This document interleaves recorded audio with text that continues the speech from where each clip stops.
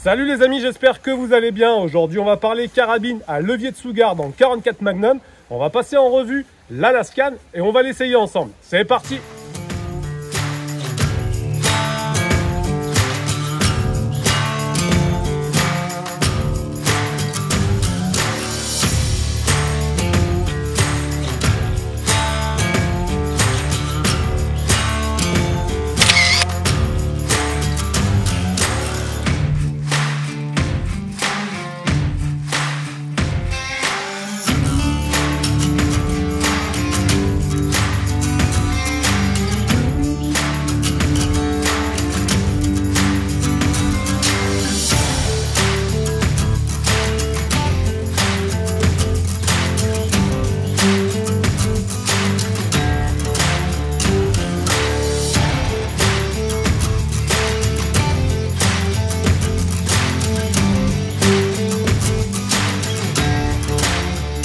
Alors comme certains d'entre vous le savent, ça faisait un petit moment que je voulais m'acheter une carabine à levier de sous-garde en 44 Magnum.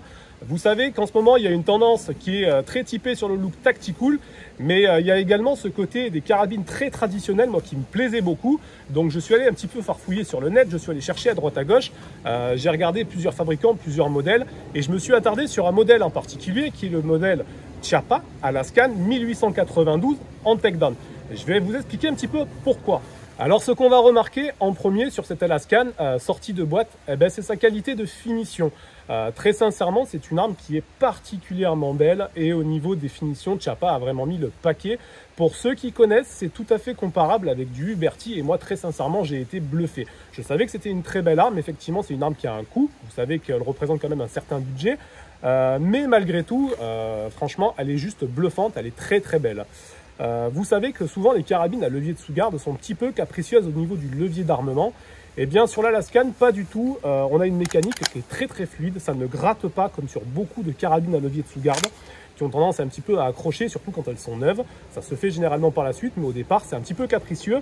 Sur l'Alaskan, pas du tout, voilà, c'est fluide. On a vraiment l'impression que la mécanique est parfaitement ajustée, que les pièces s'enchevêtrent ensemble de façon juste parfaite et c'est hyper agréable. On s'en rend tout de suite compte à la première prise en main. Donc ce levier, franchement, c'est une merveille. Ce qu'on va remarquer également au premier coup d'œil, c'est sa finition qui est full inox. Donc vous savez que c'est une carabine qui déjà conviendra aux tireurs sportifs les plus exigeants, mais à l'origine c'est une carabine qui est typée chasse. Oui, vous savez qu'aux États-Unis, les Américains aiment beaucoup chasser au calibre 44, le moyen et le grand gibier. C'est encore pas trop développé en France, mais ça tend à se démocratiser. Et du coup, Chiappa a fait en sorte que cette carabine puisse être votre allié quand vous allez à la chasse. Donc bien évidemment, elle a été faite entièrement en inox pour pouvoir résister aux conditions climatiques et atmosphériques les plus rudes. Et au niveau de la crosse, c'est pareil, c'est une crosse qui est en noyer et qui a été recouverte d'un revêtement soft touch pour pouvoir bien évidemment avoir bien sûr une protection pour l'environnement climatique, donc le plus rude, c'est-à-dire la pluie, la neige, le froid, mais également pour avoir une préhension, une prise en main qui est hyper confortable. Donc déjà, sur ces éléments-là, c'est ce qui fait la base de l'Alaskan. Et ensuite, bien évidemment, moi j'ai eu un gros coup de cœur pour son canon octogonal qui est juste magnifique. Et je trouve que ce côté traditionnel du canon octogonal mélangé avec cette finition en inox est du plus bel effet. On va se rendre compte que Chiappa a mis un rail Picatinny, donc 11 crans sur le dessus du canon. Donc ce rail Picatinny est monté à l'avant, puisque c'est une éjection qui se fait par le dessus, comme vous le voyez. Et ce rail Picatinny va vous permettre de monter un point rouge. Donc ça, c'est hyper agréable aussi. Et d'origine, donc la carabine est équipée d'une visée Skinner. Donc la visée Skinner, pour ceux qui ne connaissent pas, donc Skinner Sight, c'est une entreprise qui est basée dans le Montana, qui à l'origine fabrique des organes de visée pour la marque Winchester et qui petit à petit s'est ouvert aux autres firmes, aux autres marques et a proposé des visées Skinner, notamment pour la marque Chiappa. Donc cette carabine en est équipée, c'est une visée qui est hyper intuitive et bien que sur le coup on ne s'y attend pas forcément avec une visée mécanique, si pourtant une visée Skinner, c'est hyper intuitif. Quand vous prenez la carabine à l'épaulement, vous vous rendez compte que vous avez une visée qui est tout à fait agréable et relativement précise. On a également une fibre optique qui va être montée en bout de canon, donc fibre optique orange qui est très lumineuse et hyper agréable. Carabine avec une plaque de couche donc à l'arrière, donc c'est du caoutchouc qui est relativement souple. Alors le calibre 44 dans une arme de poing, ça cogne très très fort, c'est même le limite acceptable je trouve pour une arme de poing. Par contre sur une arme longue c'est relativement agréable, je trouve que c'est un calibre qui est juste parfait, il est ni trop doux ni trop violent, enfin moi personnellement j'aime beaucoup. Alors en termes de sécurité, Chiappa a fait les choses de façon très très simple, c'est-à-dire que la seule sécurité qu'il y a sur l'Alaskan, ça va être un chien en position demi-armée, enfin un cran intermédiaire.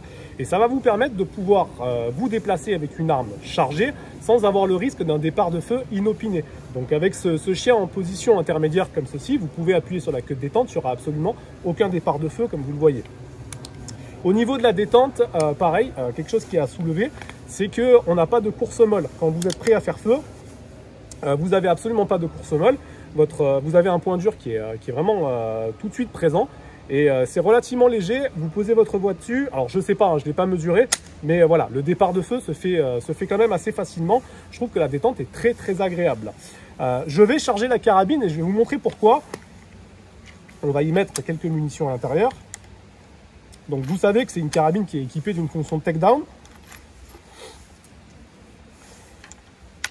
Et le gros avantage, c'est que souvent sur les carabines à levier de sous-garde, quand vous avez besoin de les décharger, vous êtes obligé d'actionner le levier pour faire sortir les munitions une par une.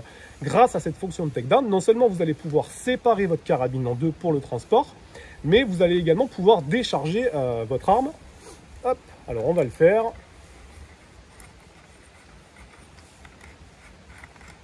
Voilà, vous dévissez votre tube magasin et ça va vous permettre, comme vous le voyez là, hop, je sors le tube magasin et on va pouvoir sortir toutes nos munitions.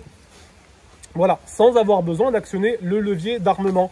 Ensuite, forcément, pour pouvoir démonter notre arme, on va actionner le levier d'armement, on va faire un quart de tour et on a une arme qui est totalement démontée. Donc voilà pour la fonction de takedown de l'Alaskan et qui pour moi, je trouve qu'elle est vraiment hyper bien faite et hyper pratique.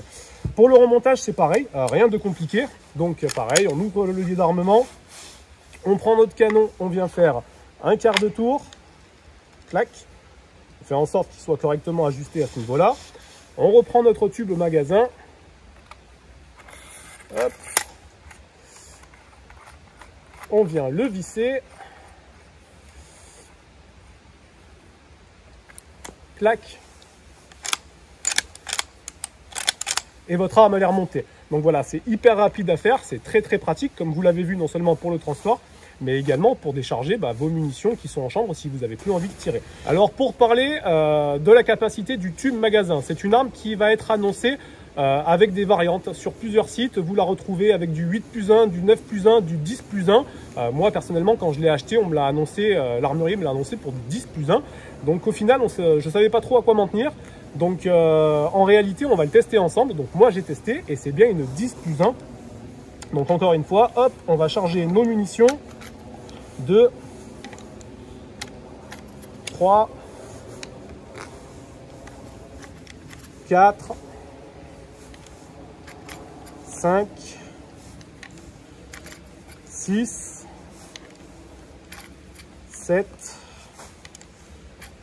8, 9, hop, et 10. Donc on a bien voilà, nos 10+1, donc 10 munitions dans le tube magasin et la possibilité d'en mettre une en chambre. Donc voilà, on a vraiment une carabine pour moi qui réunit beaucoup de critères positifs et qui est vraiment, comme je vous l'ai dit, très très bien fini et très très bien pensé. C'est parti, je pense que maintenant on va passer à l'essai. Alors vous savez que c'est une carabine que j'ai encore pas testée. On va l'essayer ensemble. Bon, c'est parti, on se teste ça.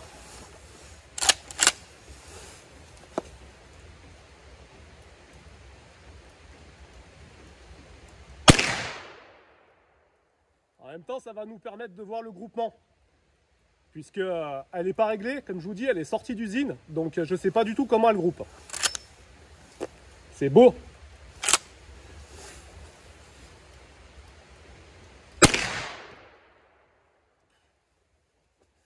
C'est du lourd les amis, c'est du lourd.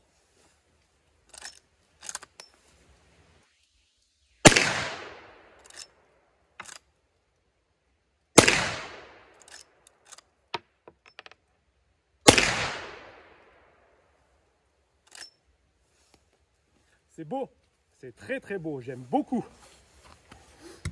On va voir en cible. Bon, voilà, le groupement, il n'est pas dégueulasse. Donc, on est à peu près à 30 mètres, bras franc.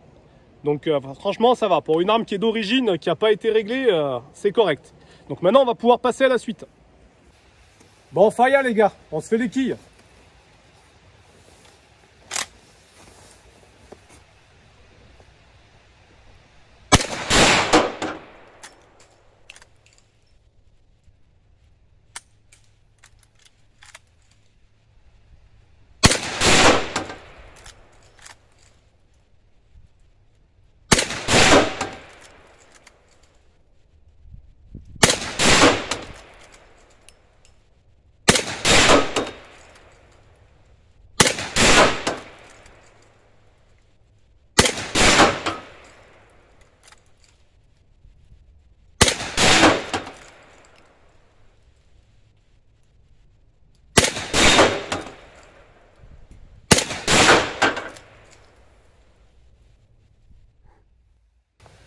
Bon, allez, on va s'en remettre 10 dans les quilles. Ah, franchement, le calibre 44, c'est excellent.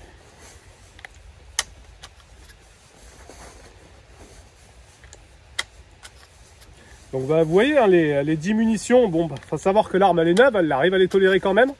Je sais qu'il y a des carabines où normalement, il faut les roder, il faut en mettre que 5 au départ, et puis y aller progressivement. Donc là, on y est allé rapidement, hein. On a mis 5 d'un coup. Bon, ça passe. Franchement, cette arme, c'est vraiment un régal à utiliser, hein.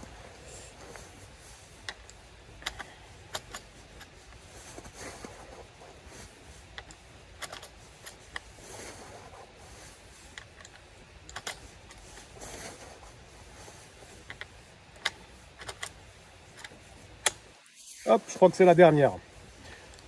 Allez, on y va.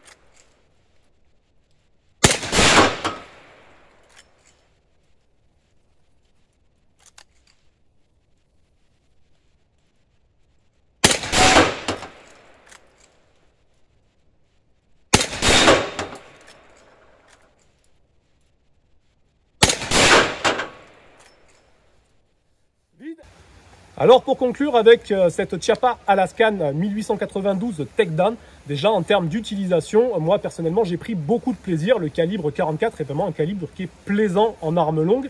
Vous savez qu'en arme de poing il est relativement viril et c'est le limite qui est acceptable. Par contre en contrepartie sur une arme longue c'est un calibre qui est viril mais qui ne cogne pas non plus trop fort, donc c'est quand même moins violent que du calibre 12. Mais en attendant vous avez quand même des sensations qui sont super agréables en tir et moi personnellement j'ai beaucoup apprécié. Après en termes d'esthétique c'est une arme qui est vraiment très très jolie. La plaque de couche elle a un très très bon amorti, l'arme est parfaitement équilibrée, très très agréable à prendre en main, c'est une arme qui n'est pas non plus trop longue. Le levier d'armement c'est un vrai bonheur, très sincèrement il est hyper agréable. Les 10+1 comme annoncé par mon armurier se sont avérés exacts, donc on peut réellement mettre 10 munitions à l'intérieur. Bien évidemment sur une arme longue à levier de sous-garde, il est recommandé de mettre au départ, de roder un petit peu ce ressort que vous avez dans le tube magasin et d'y aller progressivement. On commence par en mettre 5, ensuite on y va sur 6, 7 et on monte gentiment jusqu'au 10. Alors moi j'ai voulu faire le gourmand, j'y suis allé tout de suite à 10.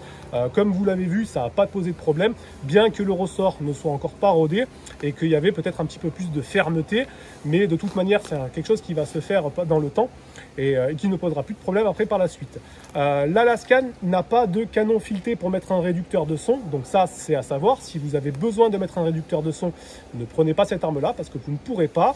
Moi le seul reproche que je pourrais lui faire personnellement, parce qu'il faut trouver un reproche, il faut trouver quelque chose à redire, c'est que ils n'ont pas mis d'anneau de grenadière sur cette arme, donc ce que je trouve un petit peu dommage, c'est-à-dire que si vous avez envie de l'amener à la chasse, et pour moi c'est essentiel d'avoir des anneaux de grenadière pour pouvoir y monter une sangle, une bretelle. Donc voilà, c'est une chose que Chiappa n'a pas mis, et c'est dommage. Alors on peut tout à fait imaginer le faire avec ici une fixation donc, pour grenadière donc, qui se visse au niveau de la crosse en bois. Et puis pour l'avant de l'arme, alors je pense que le garde-main, à mon avis, enfin moi je le ferai pas, je pense que c'est peut-être un peu trop fin pour visser un anneau de grenadière à l'intérieur. En contrepartie, on peut tout à fait monter sur le rail Picatinny une dérive en fait, une accroche de sangle qui est dérivée. C'est quelque chose qui est tout à fait faisable, ou alors faire éventuellement intervenir son armurier pour pourquoi pas faire une fixation soit sur cette pièce métallique qui est ici, ou alors celle-ci qui retient le tube magasin, mais en tout cas il y a forcément quelque chose à faire. Voilà, malheureusement c'est pas prévu d'origine, mais bon, on aime quand même, c'est pas bien grave. Voilà, au niveau pareil du chargement, souvent les carabines à levier de sous-garde sont blessantes quand on passe les doigts. Je sais que d'après ce que j'ai vu, ça avait été le cas sur les premiers modèles d'Alaskan, mais ça a dû être revu puisque moi la fenêtre de chargement elle n'est pas du tout blessante, franchement elle est hyper agréable. C'est vrai que c'est souvent un petit peu délicat hein. Quand on met les doigts on a tendance à se les pincer. Alors il faut quand même faire attention parce que c'est pas bien gros quand vous mettez vos munitions, vous avez vite fait de vous pincer le doigt. Mais la fenêtre de chargement, voilà, il n'y a pas de bavure, c'est propre, c'est pas tranchant, c'est pas coupant, on risque pas trop de se faire mal. Et pour le coup, c'est bien vu. Donc voilà.